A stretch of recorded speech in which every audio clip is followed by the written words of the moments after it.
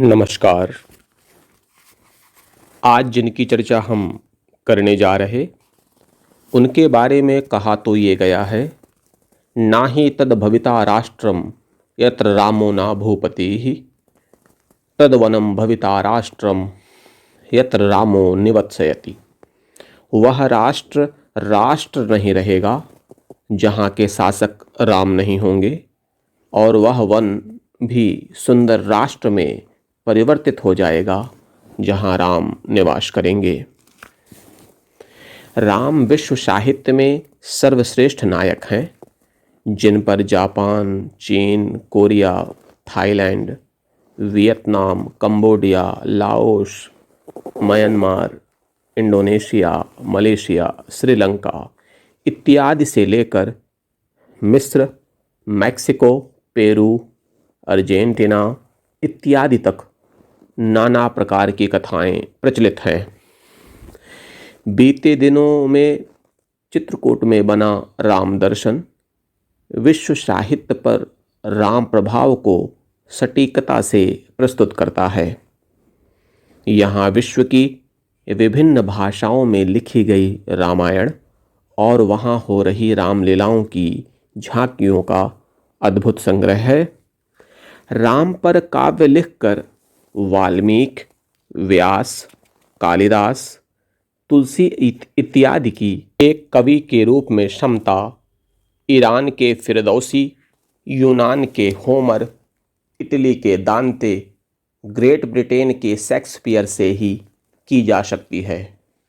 Modern vernacular literature of Hindustan में sir George Gierson ने रामचरितमानस के रचयिता तुलसीदास जी की किसी संप्रदाय या पंथ के गठन ना करने पर तारीफ की है, जबकि सच्चाई यह है कि राम को जीवन में उतार कर उन पर लिखने वाला मानवता को समर्पित हो जाता है। उसमें गुरु होने का भाव, शिष्य बनाने का भाव रहता ही नहीं। डॉक्टर राम मनोहर लोहिया ने ठीक ही कहा था, राम जैसा कोई नहीं हुआ, ना इतिहास में ना कल्पना में। क्या सिकंदर और ईशा मिलकर राम बन सकते हैं? क्या कृष्ण और युधिष्ठिर मिलकर राम बन सकते हैं? क्या मोहम्मद और उमर मिलकर राम बन सकते हैं? ऐसे प्रश्नों के उत्तर असंभव हैं।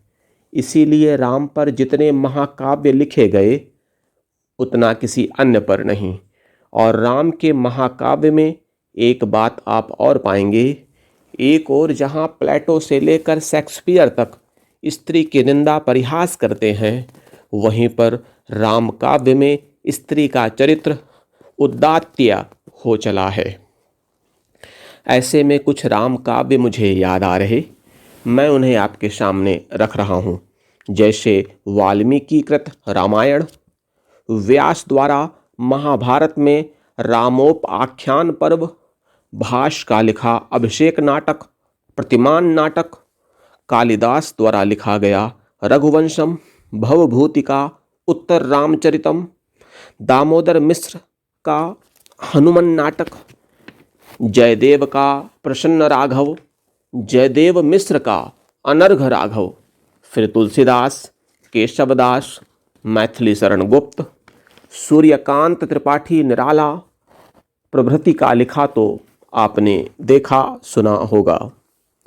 जो इतिहास कल पैदा किया गया है उसमें राम पर लिखे गए काव्य और गद्य पढ़ने से पूर्व आपको जो नाम मैंने शुरुआत में बताए उन्हें पढ़ना चाहिए। तब हम समझ पाएंगे घोर इस्लामिक मनोवृत्ति वाले इकबाल तक क्यों राम के गुणगान में ये कहते हैं, है राम के वजूद पर हिंदुस्तान को नाज। इतना कुछ कहने के बाद भी इस बात से इनकार नहीं किया जा सकता कि राम का जीवन कथा कहानियों से भरा हुआ है, जिसकी वजह राम का काल्पनिक होना नहीं बल्कि अति प्राचीन होना है। जब मुमताज महल के सौंदर्य में आसक्त हो, उनके मृत्यु के कुछ साल के अंदर ही हजारों टन संगमरमर तराश कर ताजमहल गढ़ा जा सकता है, तो फिर ये तो राम हैं। विश्व के अनेक राष्ट्र, अनेकों संस्कृतियां, बहुत से राजवंश स्वयं को राम से जुड़ा हुआ होने में गौरव प्रतीत करते हैं। ऐसे में कुछ कथा कहानी, कल्पना का रचा जाना कोई आश्चर्य की बात नहीं। इन कही अनकही कहानियों के बीच में राम का अभेद्य दुर्ग जिन परस्तर खंडों से निर्मित है, यदि एक बार आपने उसे भली भांति पहचान लिया, तो फिर इस भव्य प्रासाद पर चिपके काल्पनिक चित्रों से आप प्रभावित नहीं होंगे। और उसका नाम है विशद मानवता। यह ह्यूमनिज्म से अलग है, कम्युनिज्म से विपरीत है, एगलिटेरियनिज्म से कहीं श्रेष्ठ है। राम की मानवता सहज है, वो प्रचार नहीं करते, जैसा कि एशिया में दूसरे महापुरुषों ने किया और ईश्वर बन गए, फिर चाहे वो प्रभु पुत्र हों या पैगंबर हों। लेकिन राम के संपूर्ण जीवन का सतत प्रयास यही रहा कि वह मानव बने रहें और मानवता की सेवा में लगे रहें। राम जब उत्पन्न हुए तो वाल्मीकि और तुलसी दोनों ने यह माना है वह श्री विष्णु के रूप में थे। उन्हें ऐसा देख उनकी माँ कौशल्या कहती हैं कि जय शिशुलीला अति प्रियशीला, यह सुख परम अनुपा। आप बच्चों जैसे रहो, साधारण शिशु जैसा आचरण करो, सबको अच्छा लगेगा। और यह सुनकर साधारण बालक की तरह राम रोने लगे। सुनि वचन सुजाना, रोदन ठाना, हुई बालक शिशुरूपा। ब्रह्म का रुदन, इस पर राम किंकर उपाध्याय ने बड़ी चर्चा की। वस्तुतः इस रुदन के समकक्ष संसार के सारे दर्शन नतमस्तक हैं। महर्षि पतंजलि ईश्वर का लक्षण बताते हुए कहते हैं, क्लेश कर्म विपाकार आशैर परामृष्टः पुरुष विशेषः ईश्वरः। दुख, कर्म, कर्म के फल और कर्म संस्कार से सर्वथा निर्लिप्त पुरुष विशेष ईश्वर है। व्यास, नारद, वाल्मीकि, तुलसी इत्यादि ने जीव को ईश्वर का अंश माना है। अतः हमारा प्रयास ईश्वर महापुरुष बनने का नहीं, मानव बनने का होना चाहिए, क्योंकि निर्माण की प्रक्रिया में हम जो हैं वह बनने से ज़्यादा कठिन हम जो नहीं हैं वह बनना है। इसीलिए मनु ने मनुष्य के जो 10 लक्षण बताए हैं, धैर्य, क्षमा, मनः संयम, अस्तेय, चोरी ना करना, शौच, भीतर बाहर से पवित्र, इंद्रिय निग्रह, धी यानी सत्कर्मों से बौद्धिक विकास, विद्या, सत्य तथा आक्रोध, इन्हें प्राप्त कर मानव बनने की कोशिश करनी चाहिए। हिंदू धर्म ही नहीं, संसार के किसी भी धर्म के अनुयायी जब महापुरुष भगवान बनने या बनाए जाने लगें, तो समझ जाइए उस व्यक्ति का, उस समाज का नैतिक पतन शुरू हो चुका है। क्योंकि जिस लोक में स्वयं भगवान को भगवान रूप में रहने की अनुमति उनकी माँ नहीं देती, वहाँ हमारे लिए मानवता के समीकरण नहीं बदलेंगे।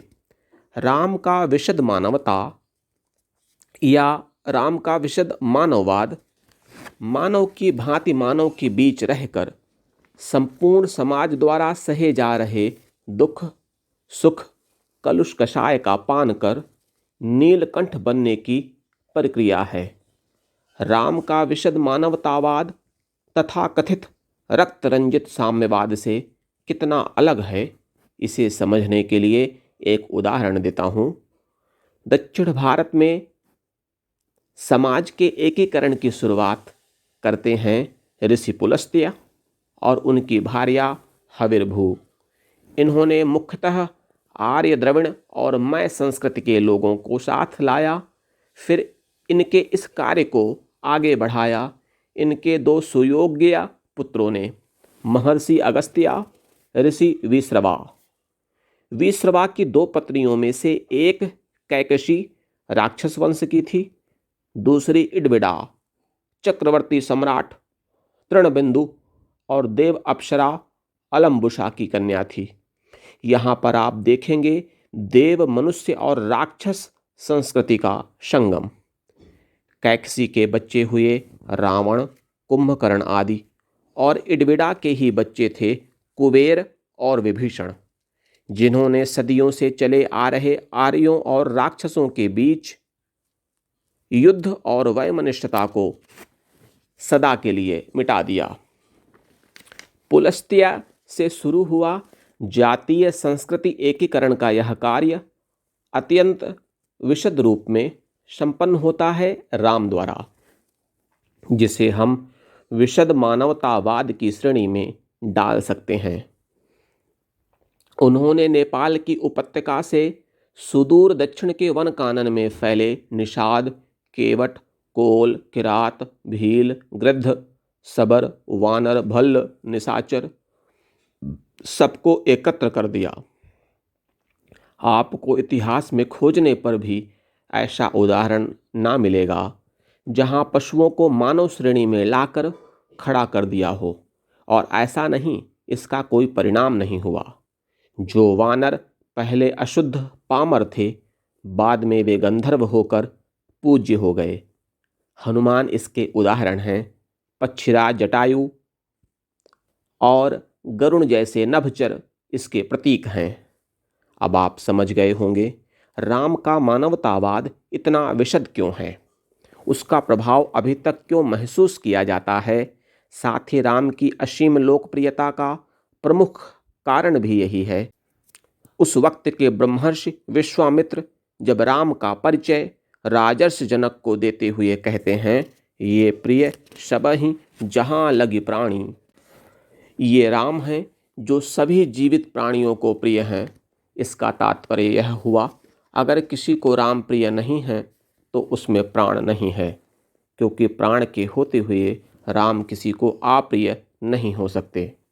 बस शर्त इतनी है कि ये राम किसी राजनैतिक दल के ना हो। साहित्य अकादमी, ज्ञानपीठ, राजकमल, सरिता जैसे संस्थानों में राम का जो स्वरूप प्रकाशित है वह विशुद्ध सरकारी है। इसके लेखक भी सरकार की मनोदशा पर राम को विभिन्न रंगों में रंगने का प्रयास करते हैं। अंततः ये सर्वप्रिय नहीं हो सकते। जिन्होंने मात्र सरकारी साहित्य में राम को पढ़ा है, उनके लिए राम को समझ पाना कठिन है। आधुनिक काल में राम के लालित्य को जन जन तक पहुंचाने में महती भूमिका निभाई सूर्यकांत त्रिपाठी निराला, महादेवी वर्मा, हजारी प्रसाद द्विवेदी, अमृतलाल नागर, रामानंद सागर, नरेंद्र कोहली इत्यादि ने। पर जो राम प्राणी मात्र को प्रिय हैं वे तुलसी के हैं। उन परम प्रिय राम को भी जब अयोध्या वनवास देती है, उसी समय ये प्रिय सबहि जहाँ लगी प्राणी पंक्ति का यथार्थ बोध होता है। दृश्य कुछ इस प्रकार है। राम लक्ष्मण जानकी वन को चले गए हैं। उनके जाने के बाद राजधानी अयोध्या की दशा देखिए। लागति अवध भयानक भारी, मानहु काल राति अधियारी, घोर जंतु संपुर नर नारी, डरपहि एक ही एक निहारी, घर मसान परिजन जनु भूता, सुत हित मीत मनहु जमदूता। ठीक ही कहा था। राम प्राणों को प्रिय हैं। उनके जाने के बाद मनुष्यों का प्रेत नगर का शमशान दिखना स्वाभाविक है। अगर आपने शेक्सपियर का हैमलेट पढ़ा है तो उसका घोस्ट सीन जरूर याद होगा। यह बिल्कुल वैसा ही है। मेरे सामने चित्रकूट का रामघाट है जहां मैं इसे रिकॉर्ड कर रहा हूं। आकाश साफ है। राम के अमर गायक तुलसीदास जी का विग्रह मंदाकिनी तट पर मानो अभी भी गा रहा है। अब लौ नसानी अब नान सैहाँ, राम कृपा भव निशा सिरानी, जागे फिरी ना डसई हों। पायो नाम चारु चिंतामणि, उर करते ना खसई हों। श्याम रूप सुचि रुचिर कसौटी, चित कंचन ही कसई हों। अब लो नसानी अब ना नसई हों।